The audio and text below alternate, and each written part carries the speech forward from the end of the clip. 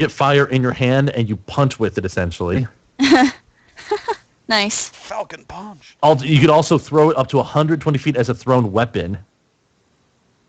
With no range penalty, you can throw up to 120 feet with no range penalty, and do 1d6 plus 1.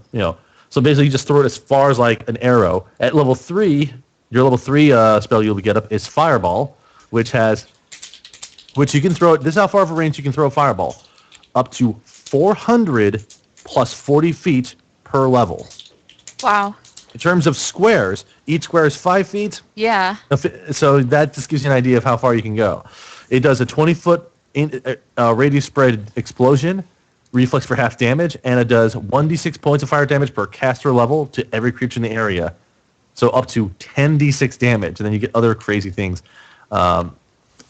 Just because. Oh, and what's also fun is that you at level we get to the seventh caster level. That's when you get Elemental Body 4. You can assume a fire elemental form.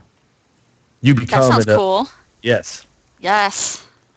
Yeah. So like your character has some things, and one of the things I kind of did from feats was instead of giving you dodge at level 1, I actually gave you Elemental Focus Fire. Yeah. Because that makes your Burning Hands and other fire spells even harder to dodge. So that's gonna be that's gonna help you out in the long term. Sounds awesome. Yes. Excited. And since you're in over time, especially when you increase your Wisdom modifier upwards, you'll have even more spells you can cast. So there's a good potential. And like I said, I don't want to hear any. I don't want to get any flack for not having the smartest character because I can work with fire. So there. A druid having a high intelligence does not benefit a druid that heavily. I did enjoy the naked dwarf just barreling out of the room. Well, it's like we're going to have a guy sneak in while you guys are getting armor. That's right. I'll sleep in the nude. I was hoping that you were gonna wait so I'd have enough time to help get Mars Girl's character in her armor. It's not like the next turn he's gonna walk in and see you putting on the armor. Well, depends how barricaded the door. It depended how long he took moving, because remember, each round is only 6 seconds of time. So it's like, normally donning a light piece of armor takes 10 rounds to make it happen. And for heavy armor, medium or heavy armor, it takes 40 rounds for it to happen. So it's just like, it just takes that long. It all worked out. I totally enjoyed that encounter, though. But you guys are feeling okay about this one? You're not upset? I think it's fine. Okay. I think in terms of our survivability, having the alchemist round will be really, really useful. Oh yeah. Yeah. Because he has certain benefits to it. For example, he has he has Cure Light Wounds. He can make potions of Cure Light Wounds himself just naturally. His heal bonus isn't too heavy, but the other fun thing is that when he crafts a magical item, he does it with a 5% reduction in the price needed to craft it, so that helps out. So, but again, and one of the things I can help work out with is if anyone wants work on like macros or otherwise, I can help out with that. Yeah. I would like some. Yeah, I want to talk to you about that. Sure, and that's not a problem. That'd be really beneficial. So the two purposes of the macros for me is I look at it as one, either streamlining some of the roles, like for skill checks especially, like craft alchemy. It's not nice spell to do. I like the little stupid flavor text I have in my roles as well, like right check. Got a 20 on that. You wasted it. I know. This is why you don't roll dice when you don't need to. Are we beating up Spock right now? They leave Mr. Spock alone. Spock's Let's see here. Pistol attack. Nope, I don't think I hit him. No, I think it's you such wouldn't hit Mr. Spock. Not with that low of a roll. But the main thing that Gustav will get over time, like he has fun little things he'll do right now, like gunslinger dodge. Like if he was attacked by range, he could just drop to the ground and get a +4 bonus to his AC. It's like, duck. And then at level 3, he'll be able to cauterize wounds with his gun. That's cool. That sounds awesome. Shoots the gun in the air and press the hot barrel against the wound to heal. That's awesome. Yeah, and he can also shoot locks off of the things. It's just like that because he just does stuff with guns like that. What's really useful is his initiative bonus will go up, his AC will go up naturally. By level 5, he can add his dexterity modifier to his damage rolls with pistols, which will make a big difference. And then there's a few other little things he'll pick up over time. Let's see here. And the other big long-term... Oh, that's actually... Oh, that reminds me. You guys keep talking. I just remembered something. One thing I can also do is twin shot knockdown. Like when I get a revolver and I can fire multiple shots without having to reload, if I hit a target with 2 or more shots, I can spend a grip point and just knock them prone. So like I shoot their kneecaps and they fall down. Yeah, that's for the chat room because you're playing all the Final Fantasy music. I just linked them a band that does acoustic Final Fantasy music with bongos, ukuleles, and various other... That sounds very depressing. Yes. Actually, I should... Yeah, I have a live concert footage of it that I filmed at PAX. There. Let's see here. Load. Here we go. There you go, chat room. Enjoy that.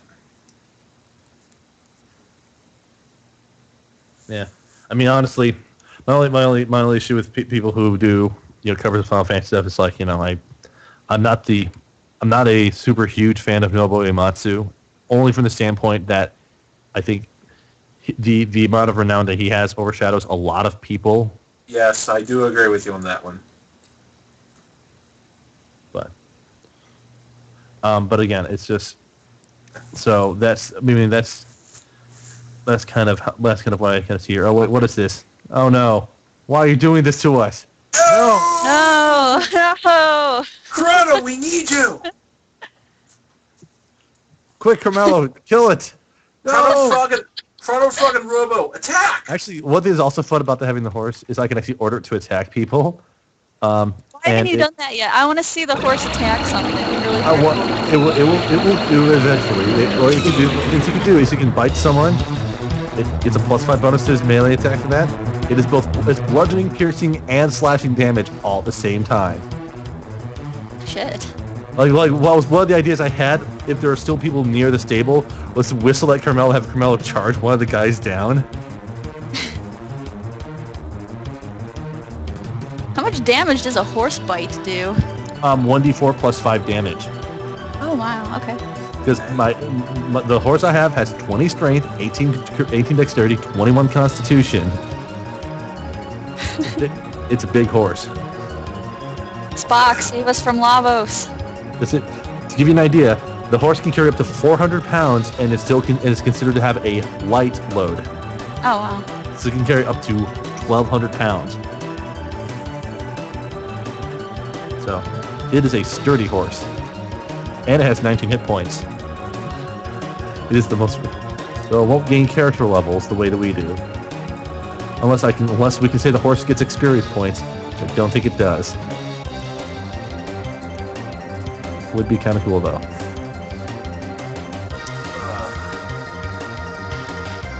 I cannot click on my icon because Lavos is huge. Just move him aside. See, he's a lightweight.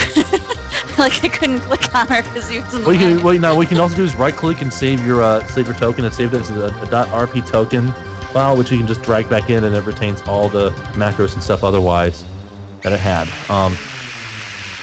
I made mine using a picture that someone drew of Gustav using, and then I used the token tool to make this picture of him. I just had a generic one. Yeah. I'm trying to determine what type of facial scar Gustav would have. Would it be a burn or a cut? I don't know. I'm just thinking what would be a better idea. Now, this is where we go to the chat room and says, "Hey, chat room, you are better at drawing than we are. If you would like to do it, you may be incorporated to the game." I mean, Gustavo already have pictures of. I already have a picture of him having scars. I'm just trying to think from a narrative standpoint, what was the origin of his scars? Was it fire? Was it being branded or seared? Was it cuts? Was it, him being tickled enough and he got a slight bit of feather burn on his face? Mm-hmm. Yeah. Playful 1510. You're looking for desktop RPG suggestions, like tabletop? Well, All right. Okay. Relatively simple. Simple list I can probably give you. I know Skitch is going to disagree with me on this one. Would be Mouse Guard. I think It's essentially what I dub the children's tabletop game that anybody can get into. There are other games that are more renowned for, also equally renowned for being simple. My only problem with Mouse Guard, I think flavor-wise it works well. I think the character creation's fine in it. I just disagree with the math of how encounters work. And I would say if I ran it, I would almost throw away most of the math for the encounters. Yeah. Because it would, and resolve it in other checks. Because the whole idea of the fact that if you had two people like attacking, the independent threshold you have to overpass is 0, means any successes equals damage. But if you are defending, you have to get at least 4 successes to get 1 back in terms of your condition, and that just feels like that feels like it would be a good one. There's also the Pathfinder beginner box as an option if you want to get into Pathfinder specifically. Yep, I actually picked that one up for this, so I can at least have some papers, all that fun jazz. And the 4th edition red box has some pretty nice ways to get started with some stuff. I mean, again, a lot of it is basically there's games where you have to learn. Sometimes it basically depends on this. If it's easy for you to get into a character to play as, then all you need to learn is mechanics. Yeah. If mechanics are easy for you to pick up in general, then it almost doesn't matter what system you play, unless you play like Aces and Eights, which has a ridiculous mechanical system to deal with. Oh yeah. Yeah, another good one I would recommend if you're more into the character portion of things would be Free Market. It's a box that contains everything that you need. You don't need dice or anything for it. And it's literally one of the most open-ended RPG systems that you can find. Mm-hmm. Yeah. Where the DM essentially goes at every campaign, what are you going to do today? And that's how every session starts. Yeah. Right. Again, on that note, I'm going to head out. Thanks everyone for coming, and thanks everyone for watching. Hope you enjoyed it. Right, thanks. Yep. See ya. you next time.